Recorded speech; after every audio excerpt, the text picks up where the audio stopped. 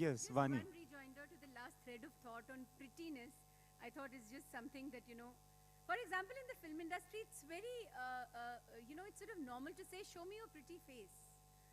And, being in the film industry as I was for 10 years and also, having come from theatre, I used to always wonder that what is it that it is just How about do you make a the pretty face, huh?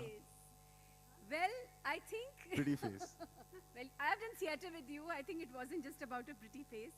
But I'm just trying to underline a fact that there are some distinctions which have become very sort of solidified. They have become almost insignia of whatever is equated to being a woman or her womanhood. And being a pretty face just happens to be one of those realities which most women are faced with.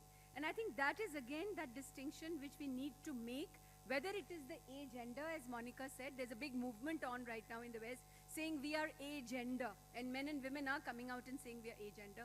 But this distinction of show me your pretty face, which is very normal, it's just, I think that needs to be understood also, in some context. Let's try to understand it from Tanishta, who's worked in different cultures in the media industry as an actor. And first tell us, what kinds of people have you worked with in terms of nationality and culture? And then if you can go ahead and tell us if there is any difference in this question of being gender agnostic in different cultures. It's a very long discussion, but... I know, some highlights, yeah, I mean, I've worked, controversial ones. Yes, I have worked in Europe quite a bit. I've worked in Australia, I've worked in America and in India. I mean, like when you ask the question, we have a lot of powerful women CEOs and politicians and, in positions of power, we have a lot of Indian women. But when it comes to a generic society, we still face biases constantly. And I would completely agree with Vani there that because of a feudal background, we have two sections, very demarcated two sections where some people who come from a very privileged family, which comes from a caste system and, the feudal order, they get all the exposure, so it doesn't matter. Gender really doesn't matter there. But the patriarchy there helps you to reach a particular position. You have a powerful brother or a father who puts you in that position. And if you don't, then it's difficult and the struggles are large. Though I think the narrative is changing. Whereas I think in the West, probably in the more developed countries as we speak, the equality when you just live in society at large, in a middle class society, it's more equal.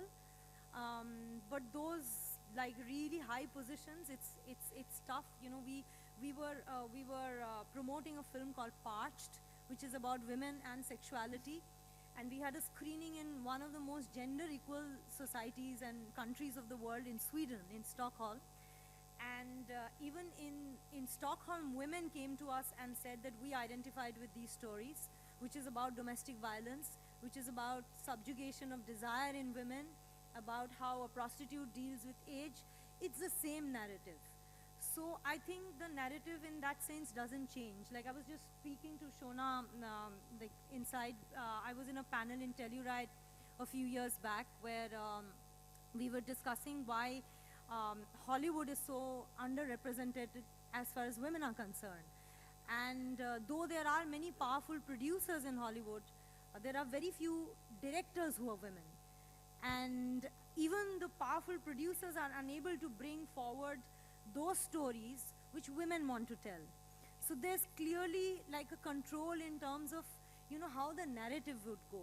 And I mean, as an artist and as a person who's a performing artist again, as an actor, what I would like to see, and I agree with Shona there, that we have to create our own stories. We have to say that, okay, if I'm not getting a role like this, then let me write for myself. Yeah. And let me Yeah, change but the then narrative like that's that. also unfair because you're not a writer. Yes. I mean, you No, might be, I'm not but many saying people are not. Me No, as but you Tanishta, rally around with I'm women not saying me as or come Tanishta, but around I'm with saying Yeah, like-minded but then people. that's not the women way to and- become gender agnostic, I would think. But we have to start somewhere. But you have to start can't somewhere remain, because the thing is that I also very strongly feel that our society at large, the narrative for women will only change through pop culture. because pop culture is a space where people grow up with those ideas and those images without really underlining or thinking about it. Well, I agree to that. And So while there's we- such unless excellent we change it through pop culture, and in our country, film is such a huge pop culture, we will never see that change. It is not about teaching a guy or a girl that this is how you should behave. It's just telling them effortless stories where you just represent women differently. And That's true. And for that to be written, we as women or as men have to take a very active interest. Even at times when it fails at the box office, we still have to make that change and that be that responsible as a society to make that change in the narrative. And I think that even as filmmakers, we have to be responsible to make it reach out even more Yeah. if you have something to say, to make it even more interesting and entertaining. Yes, and I think, you know, recently I always give the example of a film called Sairat, which actually, Also produced by Is that a them. bad And thing? it's very regressive. No, it's not a bad thing. But the regression, and that's why when I was So trying to these speak women are about- very male when I was- chauvinistic. Yeah, you know, that's why I was speaking about the shared collaboration. women That also with the same this information. this bastion is very regressive right now. This space is very regressive right now. And the funny part is, in terms of content, films have taken a big. I mean, I can understand why that gentleman said the word trend, because the propaganda used to be that women protagonist cinema is commercially unviable. That has gotten broken, you know, in recent That's true. times. That's And true. that is the progression that you see, and yet television and content is getting increasingly regressive. And we should be very worried about it as you know, as society Because right the now. penetration is so much higher. It's going into every home, and even women watching them is dangerous because it's creating a sort of stereotype in everybody's mind. Yes, Richa. It's a little more complicated than that. It's a little more complicated than just regressive attitudes at play. There is a huge English, Hindi or English and Tamil, Telugu, Gujarati divide. The serials that are made for the national viewing have a certain format. And then literally you see versions of them in any other regional language. You and I will not watch Nagin on TV. We'll watch Amazon Prime or we'll watch Netflix. But this is the divide between, say, my grandmother who watches these shows, my mother who will probably watch Zindagi channel, some nice, literally Pakistani or Turkish dramas now, and me. So I think it's more of a class and language thing. However, I completely agree. It is a very, very dangerous thing because like some 10 years ago in Gwalior or Indore, a kind of school propped up to educate women how to be ideal bahus, and then they had these posters of famous TV actresses, all of whom I know personally, who wear shorts and bikinis and take lovely holidays with their boyfriends, girlfriends, whatever. And it taught a woman that the woman could go there and learn how to be the ideal wife. And we've all grown up on this, or like all this Bhabhi tum khushiyon ka khazana, Pehli Kiran, and all or ads. Ooh, ouch. सुबह से शाम तक 8 बजे नाश्ता, 10 बजे something, 11 बजे ये, 12 that a बजे song? बच्चे. Is that a song? Wow. No, This but is right an now, ad even in for, advertising, It's an ad. Okay, even okay. for Father's ad Day, right now in advertising, the current trend is women's liberation right now seems to be everybody's dharohar. Because in advertising, Father's Day maybe you have to Question. show the fact that Imtiaz. it's all very. Yes. Imtiaz, one question. Yes, sir. Richa and Tanishta specifically, you have been part of some path-breaking cinema in the past.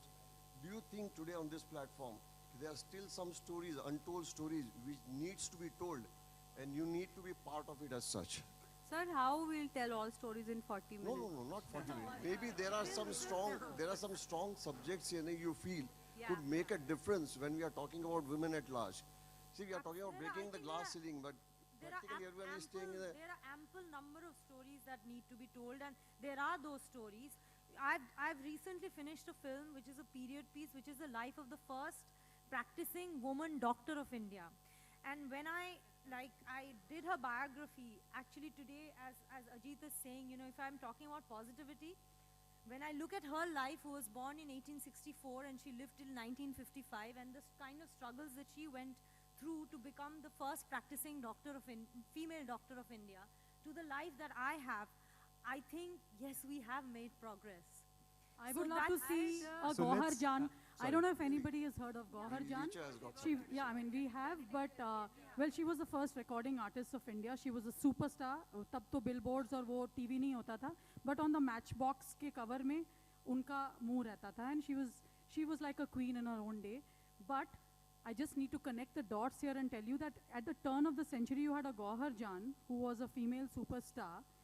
But yet she was not accorded, even till now, a female ustad. There is no equivalent of a ustad or a pandit when it comes to a female performing artist who has reached that level. Well, that's वो true. कोठे में रहती थी, and the men occupied the concert stages. So for me, Gauhar Jan and her ilk were the first empowered women of our country, because they were the first women who could earn a living and have money in their pocket that was their own and not a brother's or a father's or a husband's. They were the first ones to own property, not in their name. They were not even allowed to own property in their own name. So it was in a brother's name or in somebody else's name. But they were the first ones to pay property taxes. So the lineage of the artist, so to say, without the dignity accorded, or this ustad and pandit thing that I've been screaming about for a long time, I mean, in today's day and age, we still do not have an equivalent of an ustad and pandit. It's something to worry about. So the story of a Gauhar Jan and her life, I would say, would make for a very interesting film. So there you are, many If you're stories making one that Imtiaz, answers I'll your sing question. for it. Huh? I don't get Sorry, to are you sing saying much. something? Have I interrupted? Yeah, I said if Richa you had make something if to you say. make one like that, I'd sing for it. I have a good voice. Yeah? Richa, Okay. Richa had something to say. Let's talk about Imtiaz, that. I did a pitch Yes. also. Yeah, Hold on, just- I have a question for Richa and Tanishta. Hold on. Can you stand up wherever you are? Yes. I am Jyoti Venkatesh here, journalist. Question to Richa as well as Tanishta. Both of you are good actresses who acted in different kind of films or different genres. But can you tell me frankly,